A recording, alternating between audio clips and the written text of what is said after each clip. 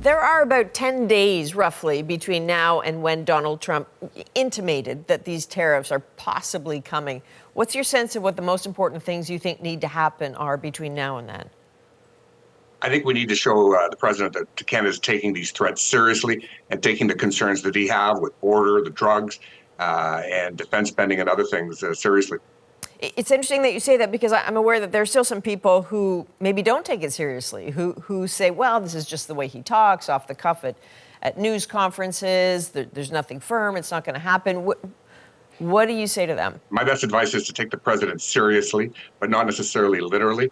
I think we dodged a bullet. The fact that on his day one, when he had 200 executive orders that he didn't put the tariffs on, what I think we need to see over the next 10 days is show her clamping down on the border to stop illegal border crossings coming from Canada to the United States, which reached 189,000 last year alone, and to get tough on fentanyl. There's as many as 5 or 10 fentanyl labs in Canada, where our biggest export market is to the United States, and show some action. In terms of action, the Prime Minister said this afternoon that he supports, when we're talking about tariffs here, dollar for dollar tariffs. What does that look like? I think you want to think of what is the most effective response, not necessarily what is the most vindictive response. One of the concerns that I would have is that what if you brought in a 5% tariff and then said, if you retaliate, I'll bring it to 10%. So to think we should probably be playing chess here and not checkers. But obviously there has to be some sort of response from Canadians. So as we talk strategy here, I'm aware that there might be some people who are saying, I wonder if John Baird is by any chance advising perhaps Pierre Poilievre on this or anything else, like just in the name of disclosure here. Sure, I give advice to anyone who asks. I met with the U.S. Consul General to Toronto earlier today. For example, I talked to a lot of people in corporate Canada as well as people in the Conservative Party. So that's not a no to advising Pierre Poilievre, particularly on this file, or others? Sure, I talk to Pierre from time to time, but I have no official role.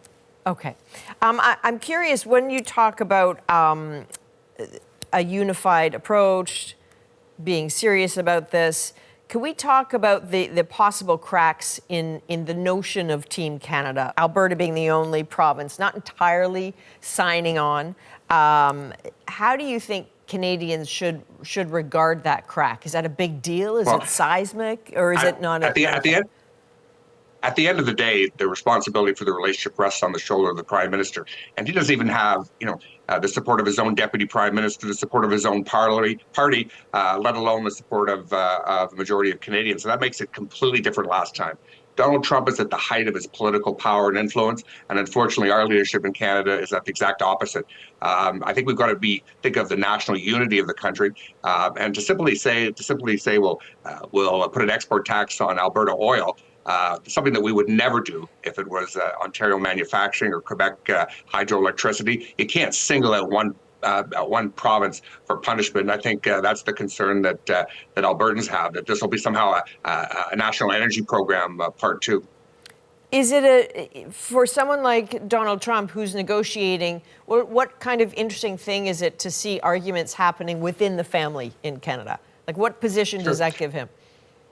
I think the fact that he's in a very strong position, he comes back to the White House stronger, smarter, much more experienced, much more dismissive of conventional wisdom.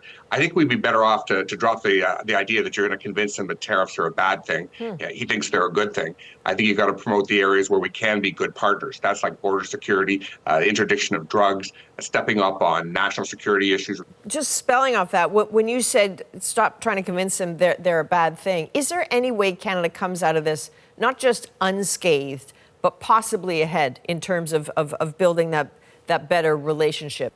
I think it's in the short term that's going to be hard to do. Obviously, the relationship has deteriorated at the leader-to-leader level. We need a new prime minister and a new government that are have a gas tank that's full, that's got a 4-year mandate that he can have a constructive dialogue with. And unfortunately, because we have a caretaker government now and with the Liberal leadership, it's awfully hard to do that. We also need to be a lot more ambitious. Increasing a few critical rare earth minerals to exports to the United States ain't going to cut it. We should have soldiers on on the border, ensuring that we protect the Canadian-American border. We should have major operations interdicting illegal drugs. Okay, John Baird, thanks very much. Great to be with you. Just to pick up on one point, at a First Ministers meeting last week, several premiers said their industries and resources were on the table in any potential negotiation. The Prime Minister said that no region would be disproportionately affected.